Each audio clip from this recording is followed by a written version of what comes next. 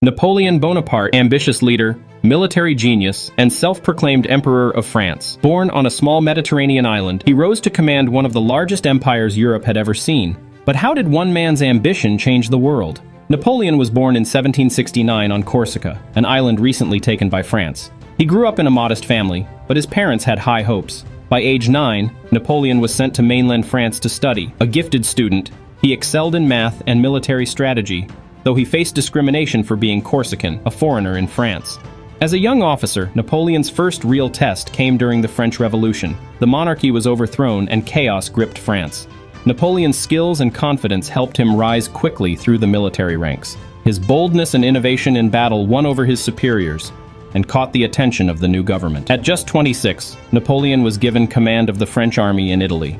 His campaign was a breakthrough. Against seasoned armies, he led his troops to decisive victories, and his charisma earned the soldiers' loyalty. He also became a hero in the eyes of the French public, as newspapers glorified his exploits. Next, Napoleon set his sights on Egypt, aiming to disrupt British influence. Although his Egyptian campaign was less successful, he returned to France as a hero. By 1799, France was unstable, and Napoleon saw his chance. Through a political coup, he seized control, establishing himself as first consul. Just a few years later, he crowned himself Emperor of France. As emperor, Napoleon wasn't just focused on war. He introduced the Napoleonic Code, a set of laws that influenced legal systems around the world, promoting equality before the law and civil rights. This was one of his lasting legacies, a system that shaped modern governance. Napoleon's ambition was boundless. He aimed to expand his empire across Europe, leading France into wars with nearly every major European power. Over time, he created a vast empire, installing relatives and loyalists as rulers. His reforms in education, infrastructure, and administration left a deep mark. But Napoleon's quest for power eventually led to his downfall. In 1812, he launched an invasion of Russia, leading a massive army. But Russia's harsh winter, scarce supplies, and fierce local resistance shattered his forces. Out of 600,000 soldiers, only a fraction survived. After his defeat, Europe's leaders united against him. Napoleon was forced to abdicate and was exiled to the small island of Elba. But his story didn't end there.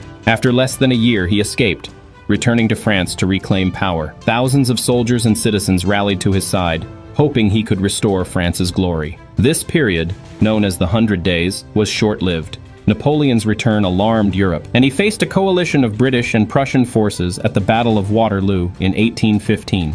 Despite his tactical brilliance, the battle was lost. Defeated and abandoned, he was exiled again, this time to the remote island of St. Helena, where escape was impossible. On St. Helena, Napoleon spent his final years reflecting on his life and legacy. His health declined, and he died in 1821, at the age of 51. Even in death, he remained controversial. Some saw him as a tyrant, others as a visionary leader. Napoleon's impact on history is undeniable. He reshaped Europe, reformed law, and left a legacy of ambition and strategy that endures today. For some, he is a symbol of leadership and reform. For others, a reminder of the dangers of unbridled power. But one thing is clear: Napoleon Bonaparte's name will forever be remembered. Thank you for watching. If you enjoyed learning about the life of Napoleon, don't forget to like, share, and subscribe. Join us for more fascinating stories of history's most influential figures.